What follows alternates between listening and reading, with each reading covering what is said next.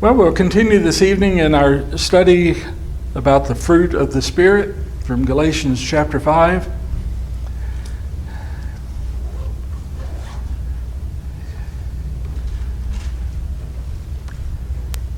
I've come to value this because it gives me a good reason to do some serious word study and things that you can read through so quickly sometimes and just sort of think, well, it means such and such. Go back and study the word and see how it develops, and it's a lot deeper than you think sometimes. So we'll continue this evening on the eighth of those graces in Galatians chapter 5, verse 23. After love, joy, peace, patience, kindness, goodness, and faithfulness, what's the next one? Well, New American Standard says gentleness. Anybody else have something different there? Meekness? Okay. That's a good translation of it too. All these qualities we've recognized are by the working of the Holy Spirit in us. None of them come naturally, but by the Spirit's working in Christians who have crucified the works of the flesh. Doesn't mean we're not still fighting against them, but we've made the determination to die to those things. If these graces aren't evident in us, then what ought we to consider? Maybe there's still some dying needed in our life. Maybe if we aren't known for these qualities, maybe there's still there's always some work to be done in us. But I've asked this question before, why yet another word, this long list? Doesn't it seem that if you're known for being kind and good and faithful, that you would also be known for your gentleness? Well, likely so. So why another word? Well, each of these qualities are really like facets on a gemstone that's been cut. And every angle of it reflects just a little bit differently than the other ones.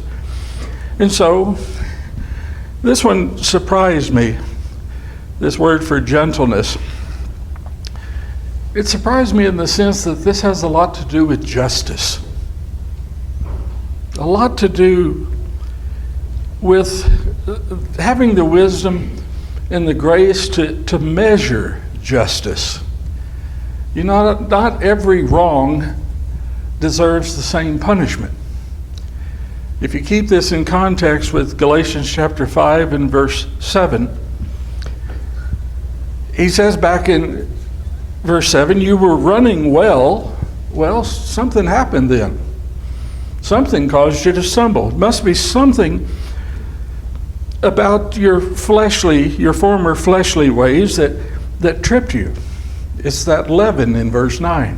Didn't take much, does it? Just a little bit of that old impure ways can create a big problem. And it's all connected to how we might treat those who trouble us. Look at verse 10.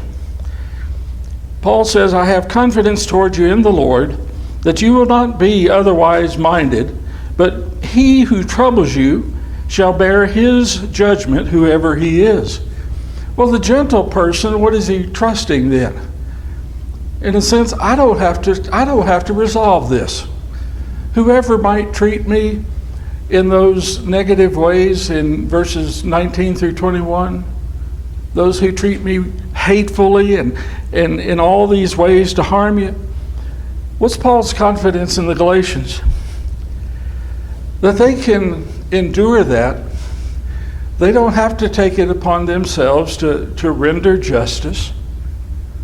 The spirit of gentleness is a measured response then. Not everything requires the the ultimate punishment, does it? And certainly if you're truly practicing gentleness, that the point is that you're trusting God for His justice. He's going to settle it anyway. So why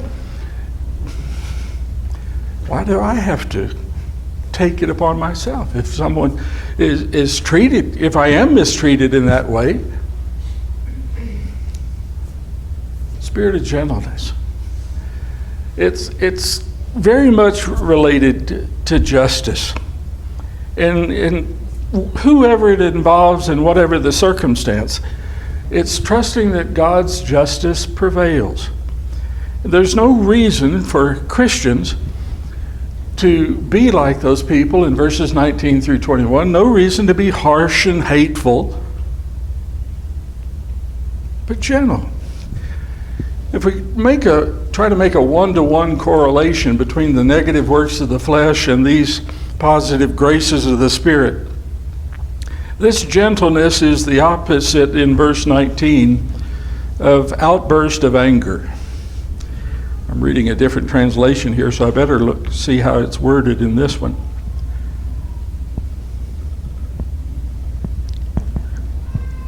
Yeah, there it is in verse 20. Outburst of wrath. If someone does something hurtful and harmful to you,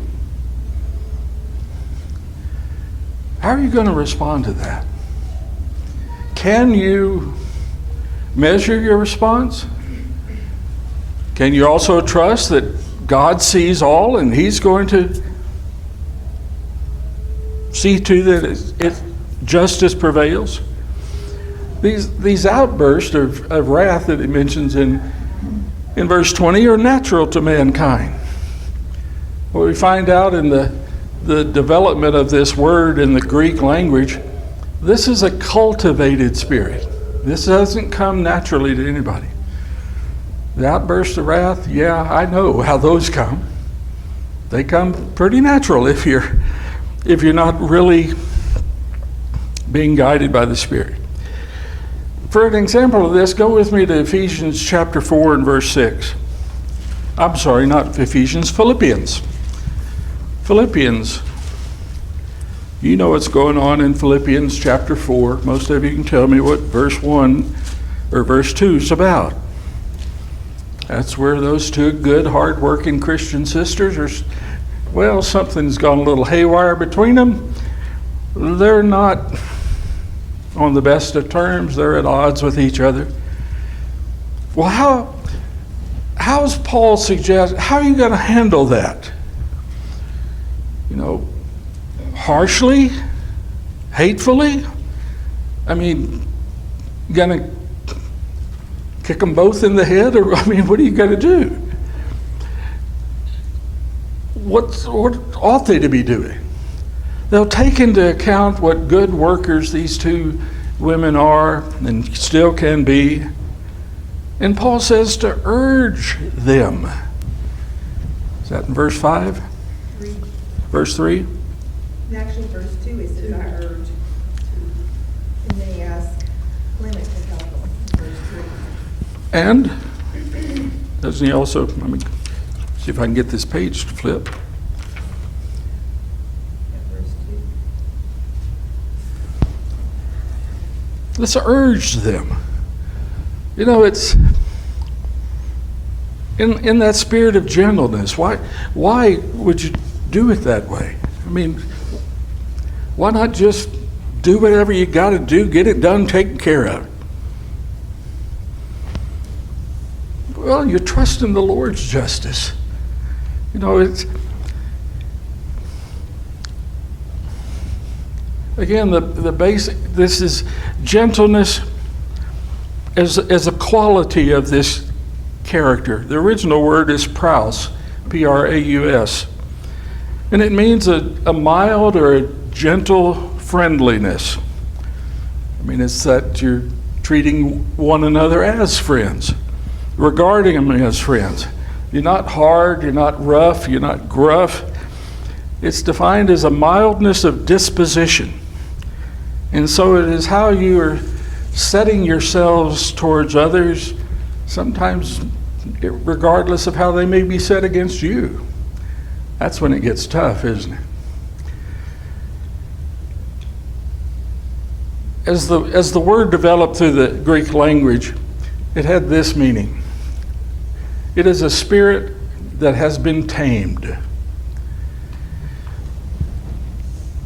In dangerous situations, Jill, if you're out riding a horse up high in the mountains, why do you want a tame horse, a gentle horse?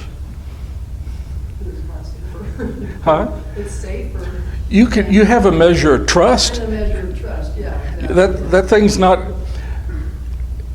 I'm not a horse trainer. I'm assuming a tamed horse is responding more or less to the situation and more to the training.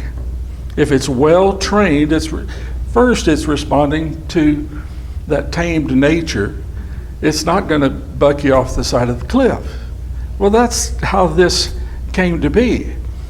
In Christians who are walking according to the Spirit, it's the same. Yep. It doesn't mean that horse is any less powerful, though. That's why I like that definition. I can't remember where I heard it before, but that gentleness was power under control. And it has that same kind of, what you're saying, that measure. I mean, if need be, the horse could use all of it. Right. But in that situation, it's tamed. It's the same with those who walk in the Spirit. The spirit of the person has been tamed. It's been subdued. And in that original word, there's an agricultural sense to it. That is, it is cultivated. It's not natural at all. It's a cultivated spirit. What do you think about, or what do you suspect people think about when you hear all this talk about meekness and gentleness? It's not like your mushy milk toast. Do you remember Zwieback toast? Remember the little pieces of toast you'd give a baby and they could gum it till it turns to mush? It's not like your mushy milk toast. It's not being entirely passive, but it is an active attitude of deliberate acceptance. It might be a situation that you just don't like at all. The person may be somebody acting in ways like we read about in Galatians 5, verse 19 and 20, all those fleshly ways. But you're deliberately being accepting, particularly the situation, deliberately accepting others. It's what Jesus was preaching in the Sermon on the Mount in Matthew chapter 5 and verse 5. Happens to be the only one of those Beatitudes that's a direct quote from the Old Testament, Psalm 37. But blessed are the gentle, for they shall inherit the earth. Who is he speaking to? A hillside covered by a bunch of angry, hateful, sectarian Jews. I mean, most of those men of one mindset didn't have anything good to say about the other one. Didn't particularly care what happened to the other one. And so, as he's preaching to them and beginning to preach about entering the kingdom of God, what needs to be cultivated in them? This entirely new spirit of gentleness. Again, it has to do with treating one another fairly and with justice. Yes, Joe? I was thinking about that. He's talking about the horse. You can have a horse that's gentle out of fear and questions. There's a difference. Yeah. They're not doing it because they trust you necessarily. They're doing it because they're afraid of punishment. They'll Yeah. say this horse is gentle, Yeah. but it's different. If you do it in a different way, I have more confidence in a horse that trusts me. Mm-hmm. So could you cultivate this? That wouldn't really be true gentleness. I mean, Well, you have a situation where life is being,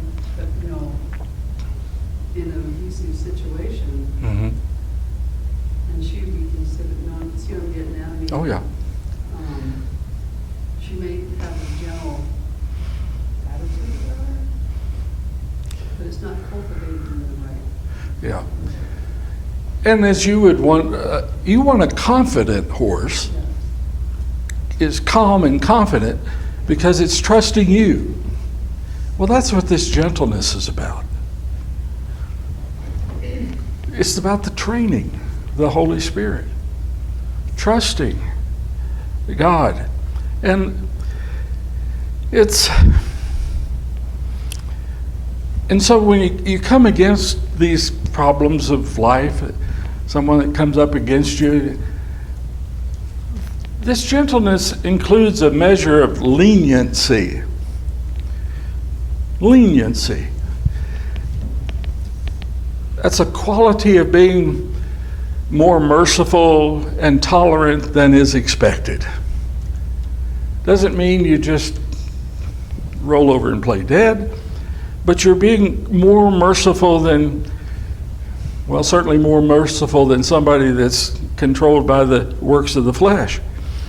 So it's a deliberate acceptance of an unpleasant situation and being lenient in the sense of allowing mercy. If one of your kids had committed a serious felony, how would you react against that? Well, you may want to kick them in the head. But if the other one of your kids committed just some little misdemeanor, are you going to kick that one in the head too? I mean, what's appropriate? You may want to, but what's appropriate? Every offense doesn't deserve a maximum punishment, in other words. And as this word was used in the Greek, there milder actions or milder remedies are called for when the action is not premeditated. It's, most felonies are not murder one. Some of them are involuntary manslaughter, and some of them are just stupid. How do you react to it? Does every situation, does every time your kid does something wrong, does it require the ultimate, punishment? Dean and I talked about it. We knew a family that didn't matter what their kids did. I mean, how small or how major, it was a major beating every time. Well, Dean and I finally asked him, well, what do you do when someday when they're really going to do something wrong? There was no real measure to the justice that they meted out. And so, if we put this in the context of Galatians 5, he's talking to brethren in the church. If there is a problem, before someone is just outright condemned, well, gentleness considers the circumstances. It weighs the contributing factors. Sometimes, as in Philippians chapter 4, the response is just gently urging two good sisters to reestablish a relationship. Well, what if it goes beyond that? Yeah, go ahead. I think Jesus was the best example of that whenever they brought the woman who was caught in adultery to him. Mm-hmm. He, by law, that was the consequence of that was stoning. But he pointed out to them, okay, go ahead, whoever is the one without sin, you can throw the first stone. Well, the only one standing there that was without sin was him. And he said, I don't condemn you. See, that's not, he's not ignoring the fact that she sinned. But there's some leniency, there's some mercy there. It considers the situation of that culture. And hey, let's face it, men in that time didn't treat women very well. He considers all of that. But like in the case of those two sisters in Philippi, if they're continually at each other's throat and they're unrepentant about it and they're continually upsetting the church, well then, a stronger measure, a stronger response is called for. Y'all probably heard Dina say this more than once.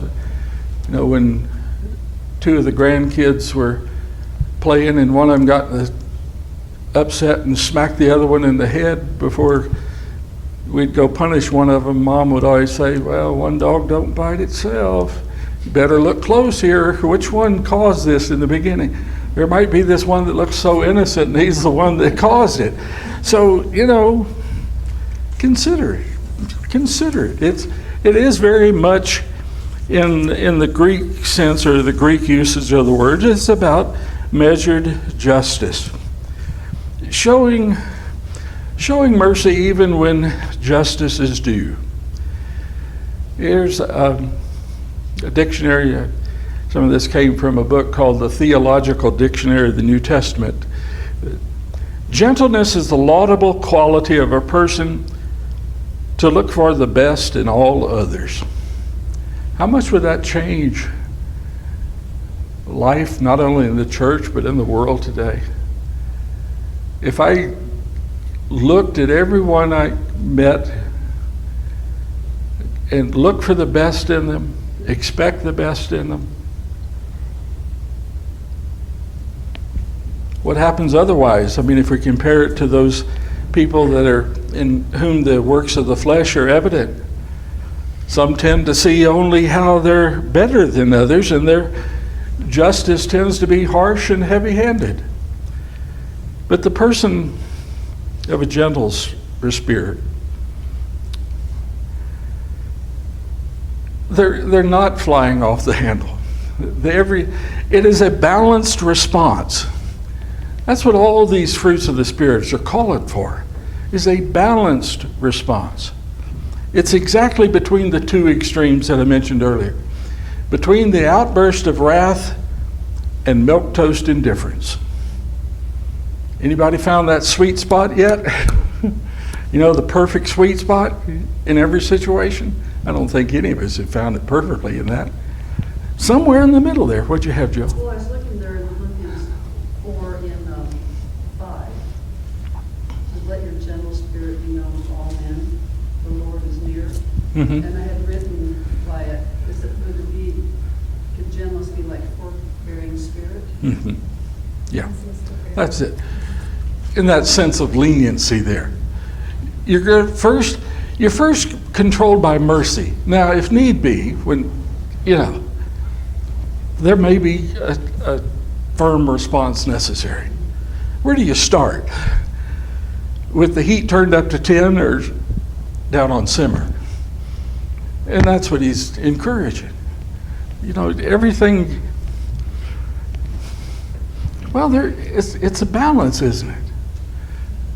Even as the problems of day-to-day life. Even while I was working on these notes, I had an opportunity to practice this. It was a situation that could have gotten really hot really fast. And I purposely thought, okay, what can I do to turn down the temperature here? And I practiced that. And, yeah. You know, in the, I think it's in 1 Corinthians chapter 7, when the command that fathers not to provoke the children to wrath and anger. Mm-hmm. I think that's what it's talking about, because by your response to those, even if it is a discipline that needs to happen, the way that it's administered can make the problem so much worse because you're provoking them to wrath, and the whole point is lost in all of that. And it's about, you know, something that it shouldn't have had to be to begin with. Let's see how this word developed through the Old Testament. Go to the prophecy of Joel,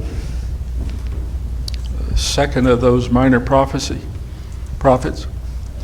In Joel chapter 3, verse 9 and 10. Joel 3, verses 9 and 10. Proclaim this among the nations, prepare for war, stir up the mighty men, let all the men of war draw near, let them come up, and beat your plowshares into swords and your pruning hooks into spears. Let the weak say, I am strong. There it is. The weak. But what is their strength?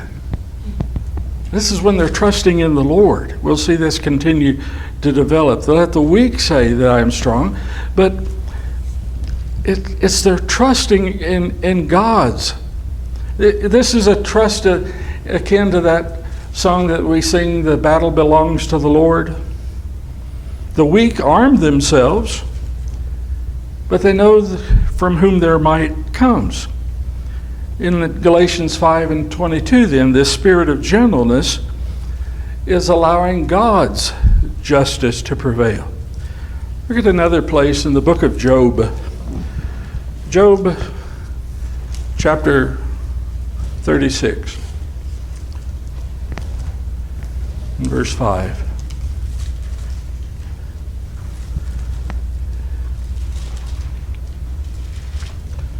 Job 36 and verse 5.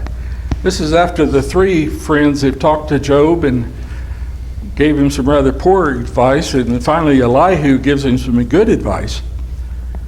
Behold, God is mighty and does not despise any. He is mighty in strength and understanding. That's the point, the understanding that we don't have. Well, what's the result of that then? Same chapter, 36, verse 15. It's trusting that He delivers the afflicted from their affliction. Well, that's word for afflicted is, again, those who are meek in their affliction, those who are gentle. You're trusting God's deliverance. You're trusting His justice. You know that God is near, He sees, and His justice is perfect. And so again, it's a cultivated quality. Look at Psalm 33. Psalm 33, verses 3 through 5.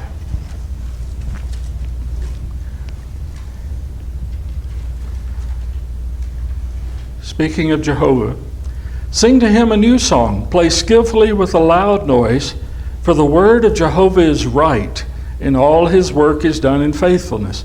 He loves righteousness and justice. The earth is full of the loving kindness of Jehovah. That word there for love is the one for friends. God is a friend to all. He wants to be a friend to all. And it's trusting that. It's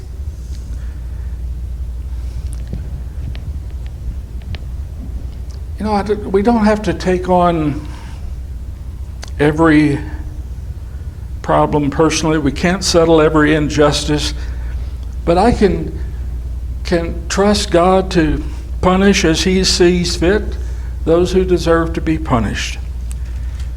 Psalm 36 and verse 11.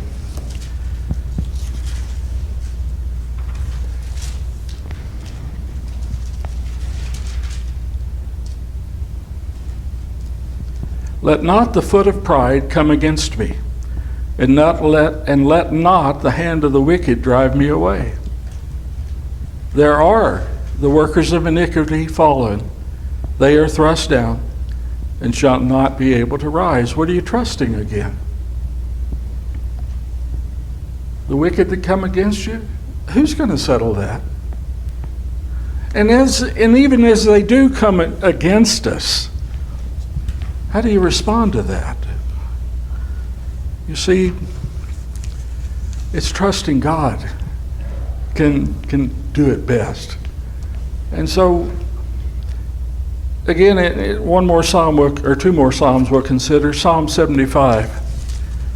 Psalm 75 and verse 10.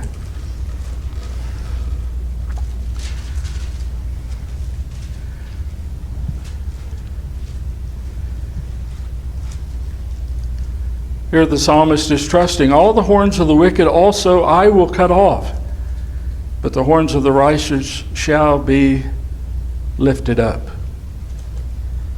Still, it's giving thanks to God in verse 1. We give thanks to God because God is near. They're trusting God will equip them. The horns of the wicked will be cut off.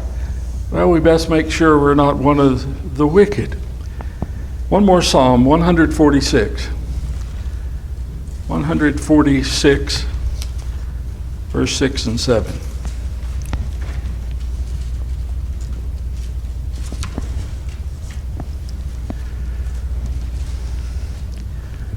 Again, a praise of Jehovah and how he renders justice.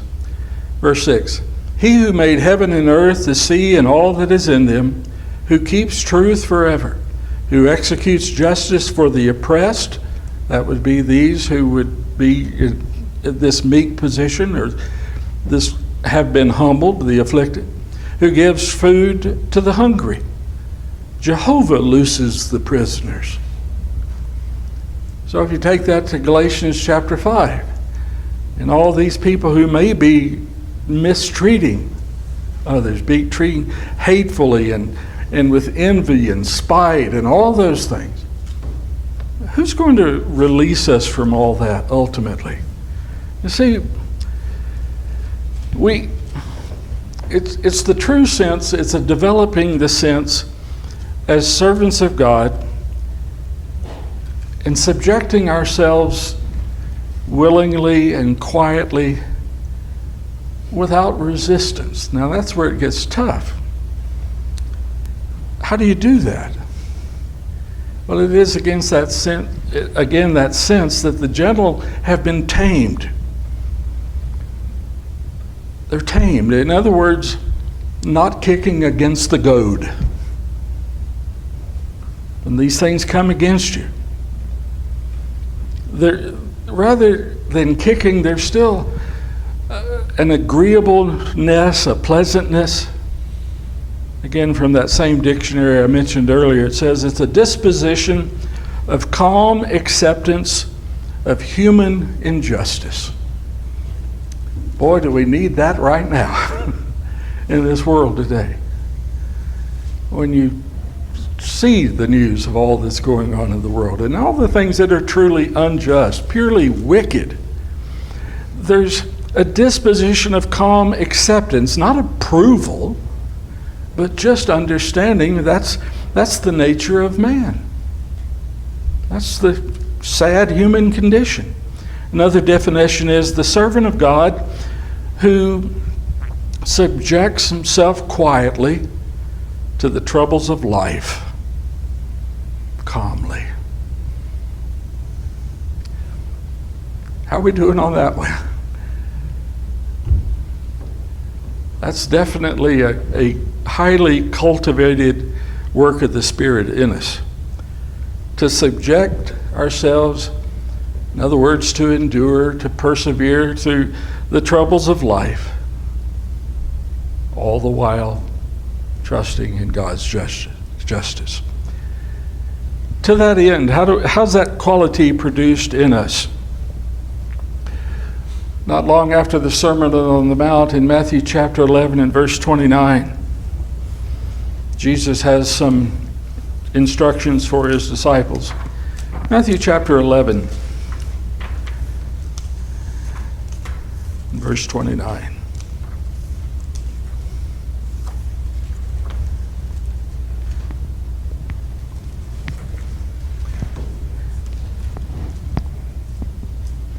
Take my yoke upon you and learn from me, for I am meek and lowly in heart. So we learn from his example, right? And you shall find rest for your souls. As soon as you read, take my yoke, what do you think about? Taming the beast. Tame the beast. And so, by that instruction, let's just read the whole paragraph there, starting at verse 25. At that time, Jesus answered and said, I thank you, O Father, Lord of heaven and earth, that you have hidden these things from the wise and the understanding, and revealed them to babes. Yes, Father, for it is well-pleasing in your sight. All things have been delivered to me by my Father, and no one knows the Son except the Father. Neither does any know the Father except the Son. You see what his focus is? It's all on the Father, isn't it? Who is Jesus trusting? Father. How can Jesus We marvel at his gentleness, at the things that he could endure. How's he doing it? Trusting the Father. It's all going to be just as the Father has set. Such that when we come back to Galatians chapter 5 then, the saints ought to come to this place where they're calmly walking according to the Spirit. And ideally that they're so well trained that in them this good fruit is being produced. All comes back to that definition of good fruit again. Good fruit is doing all those things that are pleasing to God and preparing one another to meet God. That's good. If we're doing these things, the works of the flesh, those aren't helpful to anybody. We're doing these things by the working of the Spirit. That is pleasing. And so, according to that definition of good fruit, preparing one another souls for heaven, the works of the flesh are directing souls towards hell. And so it's making it all the more necessary that when we would suffer these things that someone might do against us, in verses 19 through 21, that we are sure, settled, confident, well-trained in trusting God's justice. And if we're trusting that, what does it free us to do? What does it free us to do? If I'm not taking on every battle that somebody throws at me, what does it free me to do? Continue to walk in the Spirit and to do those things pleasing to God. It's all those things, those troubles that come against us that are so distracting and get us all set off base. If we go back to the horse illustration, a lot of that stuff would make you buck and kick pretty high. But no, it's tamed. You're under control. You're in submission and calm. Who is the single perfect example of the Spirit of gentleness? That's an easy question. Of course, Jesus. Again, it's that passage I mentioned earlier in Matthew 11, verse 26. His eyes are always on the Father. The mission of Jesus doesn't take place in some, sophisticated, cultured society among the royals, but among the lowly. And those who are lowly, those who are humble, those who are meek can be trained. Yes, Joe? Well, how easy is it for God? There was in Psalm 68:2, when you think about it, says, "Let God arise, let his enemies be scattered, and let those who hate him flee before him. As smoke is driven away, so drive them away as wax melts before fire." And I wrote a note here. The implication here is that the enemies of God are of no more significance than a column of smoke driven away by the wind, or a little wax melted and destroyed by the fire. Great definition of it. That's the spirit of gentleness, or the effect of it. Yeah, it's not a key. You put too much emphasis on that, Sometimes we give too much power to the enemy. Yes. If somebody's going to treat you in those negative ways, often we're feeding it, giving it right back to them, And what is God? empowering them. It means no more than that smoke that can just be.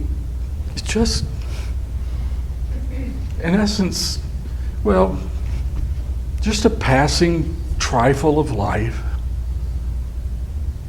And so when those things come against you, it's not like you have to take up your loaded double-barrel shotgun and fire both rounds at once. No, just cool it a little bit. Gentleness. And so those who are in that position, gentle and lowly, are trusting God to do perfectly his will, not our own. That's the key right there, like you said. So if we could truly learn to trust and let God have his way with their life. Like Jesus did, he always had his eyes on the Father.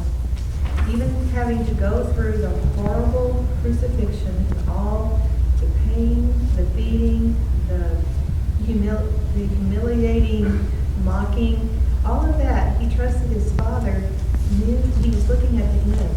He was looking at the end result, what was going to happen. And we've got to learn from that, to learn to truly trust God and quit trying to fix everything ourselves and trusting in our own self, because we're going to fail every time when we trust ourselves.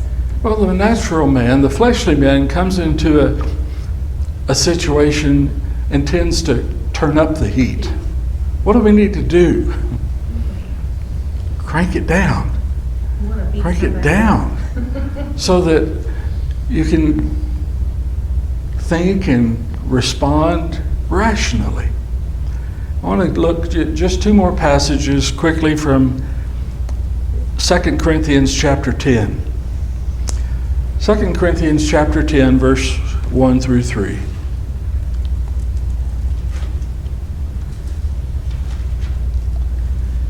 I think Paul's figured out this sweet spot between the extremes. Now I, Paul, myself entreat you by the meekness and gentleness of Christ.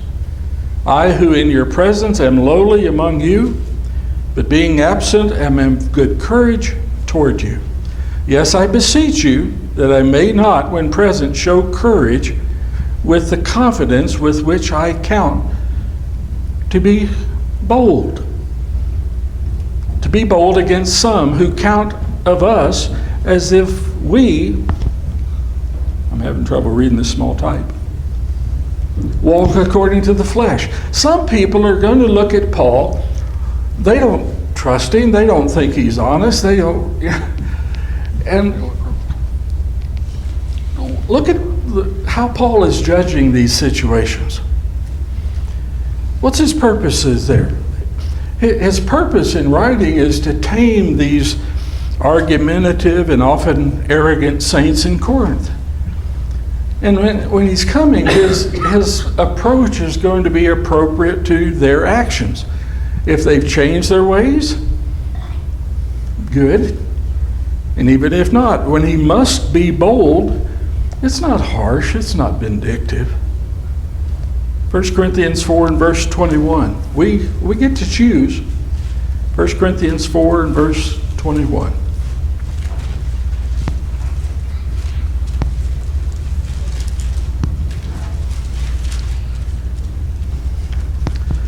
What do you want? What do you want? Shall I come to you with a rod or love and a spirit of gentleness? See, he's equipped to come either way, and he will come. Certainly he has the authority to come, to exercise a rod of discipline. You choose. All of it is this spiritual basis, though, of these graces, that the love and the joy and the peace and the patience and the kindness and the goodness, gentleness. As lenient as you can be, extending maybe more mercy than is even expected, so that you can treat one another in a way that's good for everyone to be more prepared to meet God. Not lenient in the sense that you ignore what is clearly sin, but that you're merciful in dealing with it. That's certainly a work of the Spirit. Yes, sir.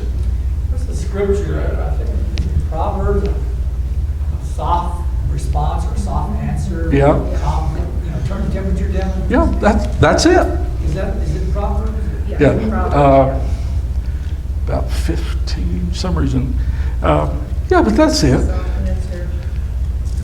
Sometimes we get thrust into a situation so quickly, and you go from here to here in the tension, and man, you just want to, no, turn it down. Consider really Now, consider somebody's circumstance. How do they come to this place? I mean, what's causing them perhaps to act that way? It changes everything about how we would deal with people. Well, pardon? 15:1, Proverbs 15. 15:1. Gentle answer turns away wrath, but a harsh word stirs up anger. Yeah. And that's a very good summary of it, It brother. also says, a few verses down, a soothing tone is a tree of life, but perversion and it crushes the spirit. You can soothe or you can crush. Yeah. Gentleness. Always, I don't know if I should always say always, but I think we'd be far better off if we err on the side of mercy. I mean, there will be times to resolve an issue as Paul would do, boldly, forcefully, decisively. First, err on the side of mercy.